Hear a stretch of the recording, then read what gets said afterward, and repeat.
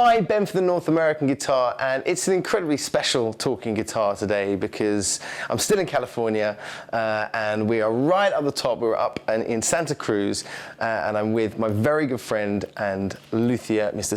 Strahm. How are you doing? Good. It's good to finally, yes. It feels like a long time. I know, but it's so great to finally be here. I mean, just so you know, we met about two and a half years ago. Yep, at the first Santa Barbara show. That's right, yeah. And ever since then, we've been talking. And I think borderline me pestering you about building guitars, but super excited to be here. And also for me, just being in your shop and seeing the way you work. I mean, it's fair to say that everything you do is handmade. There is, it's incredible. Yes. Yeah, definitely some of the old worlds. Yeah. Kind of vibe. I mean, for me, it's important how I spend my time, and equally as important how I feel about how I spend my time. And I know only one way to build these, and that's what I feel is the right way. Yeah. And I spend as much time as I need at every point to make sure that everything is, right, and everything's working together in a, unified and harmonious way. And I feel that this is the point where I need to apologize for the fact that I made you build 2 guitars at one time. That was the first thing you said to me when I walked in. You were like, 1 guitar at a time from now on. We'll talk about that. We'll talk about that. Right, so first off, this is my Eros model. This is going to be the 10th one that I've made. Wow. So, made some tweaks and refinements and kind of settled on something. So this is going to be a very similar one to the past 3 as far as bracing wise, because I've kind of found something that works for what I do. The little secret. it just gives a little bit more. So so these both actually have similar bear claw German spruce tops. Though it could be kind of hard to see in the light, but it's gonna. You can see that. Yeah, definitely have some bear claw. The back and sides are Malaysian blackwood, which we know is an ebony. Sound-wise, similar to rosewood, a little bit more articulation and a drier sound, kind of like how maple has. Yep, and you can. It was that maple guitar that you recently made, and you said that just. Yeah, insane sounding.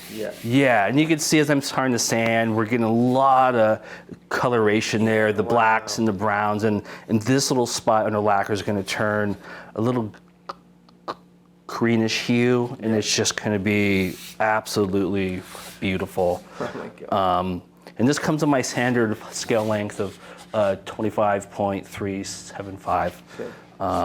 But already just as a box, it's got a really deep sound. So this one's going to be kind of emphasized, shifted towards the bass.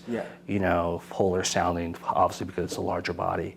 And you've got such a beautiful flow going through your guitars. I mean, that is. Yeah, I like gorgeous. to kind of pull back and kind of be slightly restrained and let the instrument work as a whole.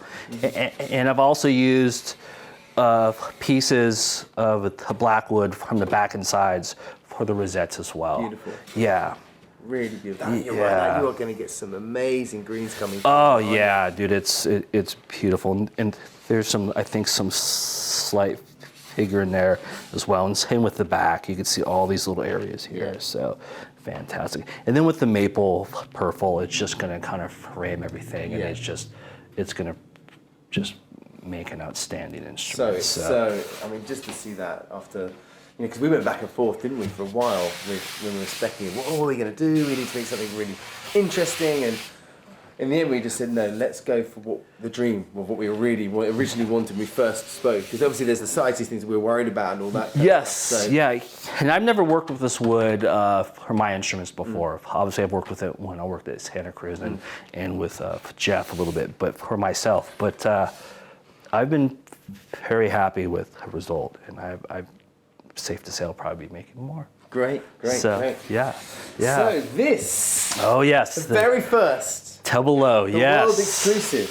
Yes. I've had this drawn up on my drafting board at home for years, but I just have not been at the right spot to, make it happen. I'm so But excited. with you, I'm so excited we're doing when you said 2 guitars, it's like, okay, this is it. Let's do it. Let's go. So this, similar top to that, German spruce. It does have a little bit of bear claw here in the edge that you'll see once there's lacquer on it. And you can see that the rosette, same rosette as that, but that's also made with the same wood as the back and the sides. And you'll notice this red purfling here is bloodwood. And it just adds this really cool aesthetic. And under lacquer, it turns a little bit more red, almost like a little bit orange. Oh, wow. Yeah, and it just has really this beautiful. Accentuate everything. Yeah, yes, yeah. And here's the back and sides. This stuff's sad to say, this is the last set of the batch that I had. This is the 3rd that I've made out of this wood, and they've all made phenomenal guitars. So I'm a little sad to see it go, but I'm happy that it's heading home to you in the UK. But really straight grain, which for Amazon rosewood can tend to be hard to find because they're small trees and they get a little bit slabby out towards the end. But just beautiful color all the way through, and similar tap tone except a higher resonant frequency. Yeah, but you could just, the sound's immediate. Snap. Yeah. So this is going to be the shorter scale of 24.875 or 24 and 7/8. So it's going to be easier on the hands. It's going to be a little bit more sweeter.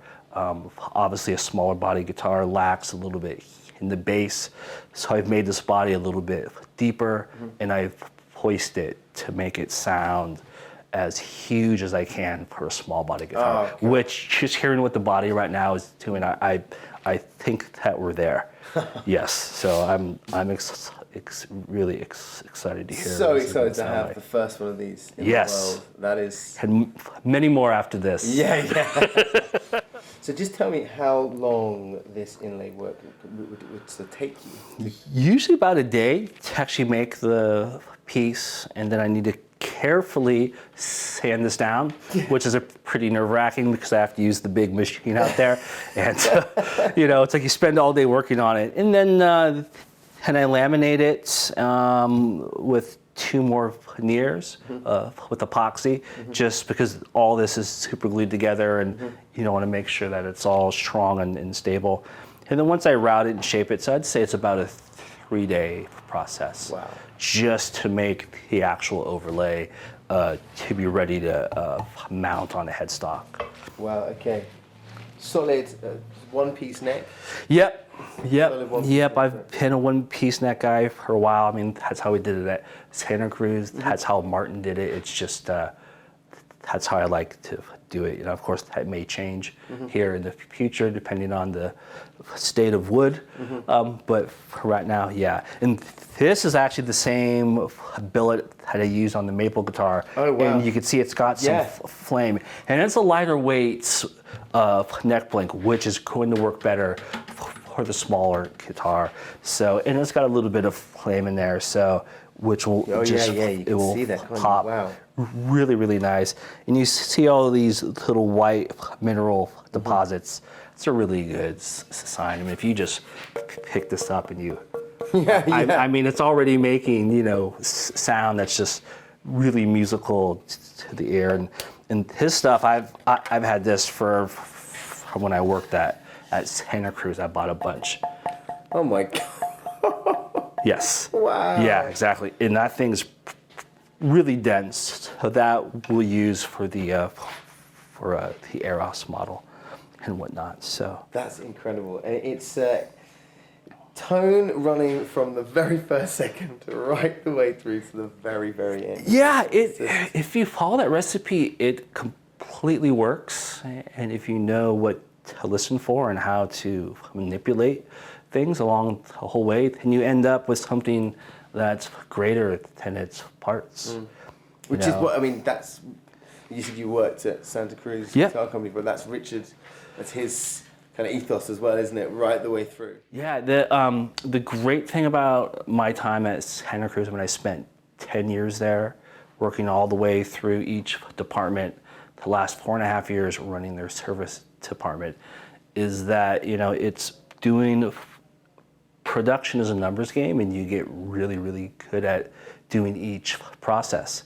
And that's something that, it's saved me so many times, and it's part of what I do. I mean, even though I take as much time as I feel that I need, the fact that I have numbers, even more than several builders put together, as far as guitars that I've been a part of, or neck resets I've done, refrets. I've sprayed thousands of guitars. So, that's something, that experience I rely on. That's amazing. Every day. And also too, I've been doing repair work just as long as I have been building, and a big part of what I do inside the guitar and also outside comes from that experience, from seeing what happens to a 50-year-old guitar, under string tensions. So there's stuff I do, like if you look inside, you'll see that there's a brace attached to all 4 of the braces that run the whole length.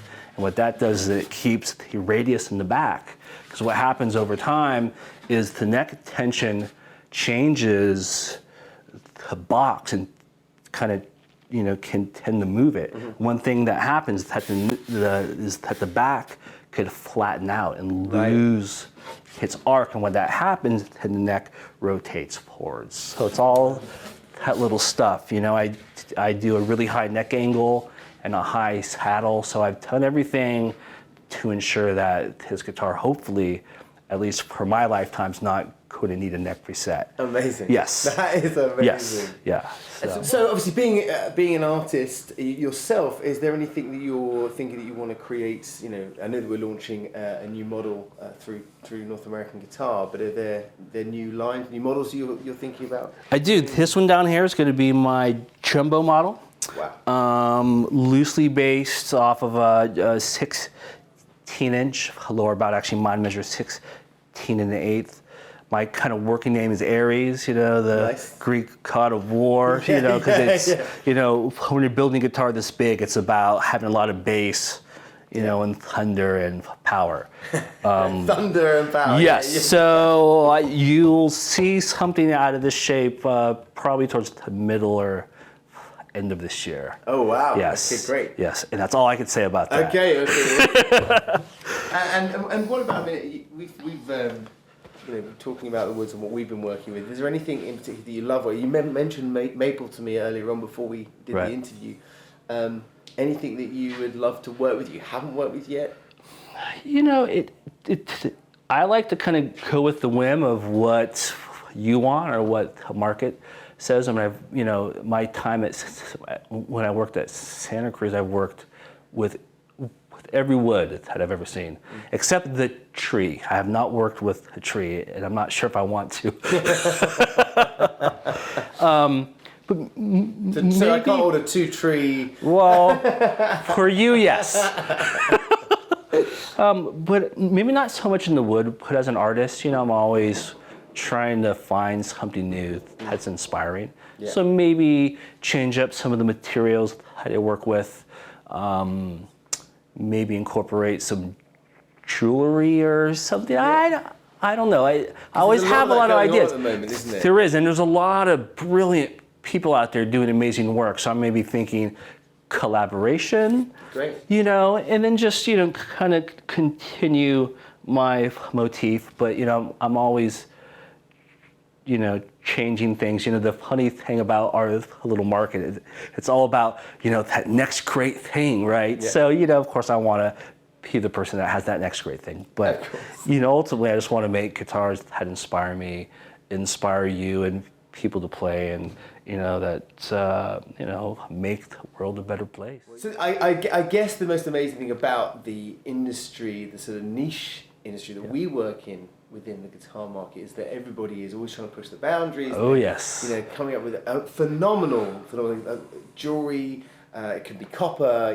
Working into inlay work. Is that something that inspires you? That you think you'd like to? Oh yeah. I get inspiration from all over. From my own designs, from just where I live, definitely from other builders, you know. But the thing is to try to be respectful and not use someone else's idea. So we're all trying to make something that's new and unique, you know, to us, and you know, that's something that other people could find beautiful. But yeah, and there's such a great community with it. I mean, literally, yes, it's one of the most amazing. I think that's one of the most amazing things about this industry. Right. As you know, like you were saying, there's 20-odd builders in Santa Cruz alone, and everybody talks to each other, and everybody's friends. It is, and we're really respectful. Like earlier, we were talking about my bracing on the back. Yeah. That straight came from Jeff Troggett himself, and I asked him, "Can I use this?" And he said, "Absolutely." Yeah. You know, so there's that mutual respect that we have for one another. I love that. Yeah, it's fantastic. You don't get in many industries. Yeah. Yes, but you know, at the same time, we're always trying to outdo one another. That's, you know, so healthy competition. Yeah, yes, and it's good because I just feel like it's raising the game. Cool. I think right now we are in the golden era of guitar building. Absolutely. There's absolutely been not a time where they've been at such a high level. Yeah. Yeah, and competition, it's fierce out there. Fierce. Well, I've got to just say, you know, Stephen, it's so good to have you on board with North American Guitar. For me personally, the fact that I feel that we became friends before we ended up working with each other is a real bonus. Right. And I cannot wait for our friends and our clients back in the UK and Europe to play one of these incredible guitars. So thank you so much. You're welcome. For more information on Stephen Strahm, please do get in touch.